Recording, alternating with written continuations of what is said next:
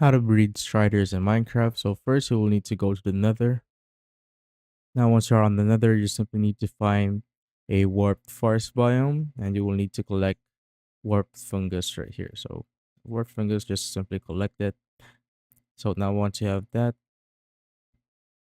just go find a lava lake right here, and as you see, you will just basically see the striders right here, and you'll need the warped fungus to feed them so that you can basically breed them.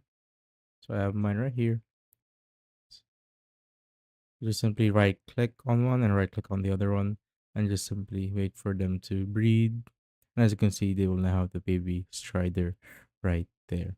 So it will eventually take 20 minutes for the baby strider to become an adult, and it will take 5 minutes to basically breed the same individual strider right there. And that's how I basically breed striders in Minecraft.